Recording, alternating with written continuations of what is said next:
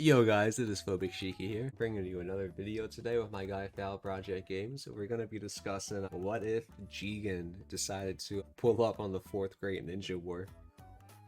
Absolutely. I am steadfast in my belief that, obviously the fourth war is between, let's see, Naruto just turned 17. The fourth war is 16 years prior to Jigen's emergence in the Boruto series. So he obviously would not have been at full strength, but I still am steadfast in my belief that if he pulled up, he would indiscriminately take people out. He would look at the Edos and be like, I'm going to mop the floor with Kakuzu, I'm going to mop the floor with Asuma, I'm going to mop the floor with Kinkaku and Kinkaku, and then he's going to look at the shinobi forces. I'm going to mop the floor with Shikamaru, I'm going to mop the floor with fucking Hizashi, I'm going to mop the floor with fucking Tsunade next. Oh, Gaara, you're not safe. Like, Literally anyone that he comes across, he's just giving the work, bro. And that's not even accounting for if he goes further. This is just base Jigen. If he goes into Curse Mark and then Curse Mark 2, the fuck are they doing? I feel like base Jigen 16 years prior to his emergence would not be as strong as he was. Obviously, he was still healing. I feel like he would. Oh, at that point he was in Ishiki was in Jigen's body for up to just under 1,000 years. I feel like he would have been fully healed. I forgot it was that long. Yes, he came with Kaguya. I forgot it was that long. Oh shit. Never mind. I was gonna say, in that semi-weakened state, I thought that maybe Naruto, Sasuke, and Madara teaming up could take him. But now you're throwing a curveball. That actually, anyone can take him. Now you say that though, that actually would so obviously Hagoromo pops up in terms of the spiritual realm for Naruto and Sasuke. So he's gonna see this dude and he's just gonna be like, yeah, I think the best bet here is you team up with Madara and just hope for the best. And at that point, imagine Hagoromo saying Madara ally.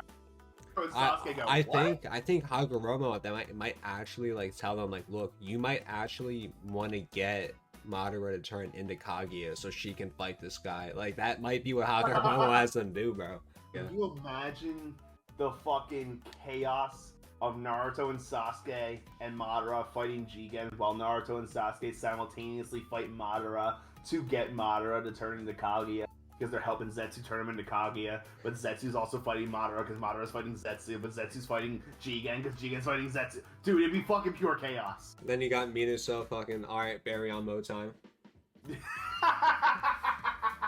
If Minato went Barry in mode, I feel like he's the only one who could give Jigen the work at that point. Yeah, I wouldn't even be surprised if at that point the Kurama inside of Naruto is yo, Barry on mode. Imagine they're both using it. They just have half of the Nine's house. What would they have to fight for that to be the reasonable response, though? Well, when you consider what Jigen did 16 years after this point to Naruto and Sasuke, who are way stronger. Also, don't get me started on how disappointing it is that Naruto and Sasuke did not use Majestic Attire Susanoo in that entire fight. They really didn't get the chance to, because once Susanoo... Oh shit, they didn't get the chance. The first thing they did when Jigen pulled up was say, let's show him, Naruto. Okay, he's not gay, and he fucking went big for yeah, once they went, Sasuke went in Susanoo and Naruto went into his Kurama Avatar mode, Jigen just punched them both out of it before they could do anything. That's what I'm saying. They should have just merged right there instead of being separated. Something I will say about that version of the Susanoo, the Majestic Attire, is that version was needed to fight Momoshiki's Golem summoning, and Boruto is in theory gonna have access to Momoshiki's abilities, which means he's gonna have a summoning as strong relative to that shit. They could clearly tell Jigen was way stronger than Momoshiki, and they didn't do it. That made no sense. Well, that's what I'm saying. Jigen just didn't give them the chance to. But what I'm saying is they decided to separately go into their biggest, most powerful forms instead of collectively coming together. But even it's not that Jigen didn't give them a chance to try. They just didn't think of it. But even if they did that, like, what If they difference had, does it I make? agree. Jigen still would have mopped them. Jigen still would have mopped them, absolutely. But it would have been such a better, spectacular showing to see that versus Jigen than Susanoo and Kurama versus. You know what I mean? Yeah. So I guess now we can get into Sakura. So like Sakura obviously caught Kaguya off guard in the fight and punched Oh, and broke her absolutely. horn. Would Sakura's punch be strong enough to like kill Jigen? Not kill, but definitely damage. Because the reason Sakura was able to catch Kaguya so off guard is because Kaguya was focused mostly on Naruto and Sasuke. So she was able to get behind Kaguya and But she fucking throw her off guard. Kaguya did like know she was there though. Like in the Oh, manga, like absolutely, there is a absolutely. panel where like it shows her with like a little exclamation point over her head and like Sakura coming in behind her. Yeah. Do we like people try to say like, oh, Sakura came into her like Byakugan's blind spot, but like you look at how close she was and like it just can't be possible because of how like far not to mention Kirumaru was Sakura when he knows was. nothing about the Byakugan's blind spot as far as we know. Well, that and like Kirumaru had this small ass arrow and that he had to weave and manipulate just to keep in Neji's and like Yeah, because so Neji was fleeing. so let's use Neji's as the base. 1 degree of vision at the base of the neck where it meets So, the skull. that- Basically that's- the brainstem. That's what I'm saying. Like, I wouldn't be surprised if it comes out that like Otsutsuki's Byakugans like don't have that blind spot. I honestly would be, because it kind of retroacts everything the Byakugan has been up to now. But Think about it like this. Like, you're absolutely right. Sakura's bigger than that era. There's no way she could have hidden from that blind spot, especially since Kaguya basically had her head still when she was keeping her eyes on Naruto and Sasuke. But then again, she just wasn't focused on anything else because those two were the biggest threats in the room. I mean, Sakura's no slouch at that point in the series, but she's definitely not a threat as much as Naruto and Sasuke. Like, she, with the Byakugo, could absolutely be as strong physically as either of them, but she's not as much of a threat to Kaguya.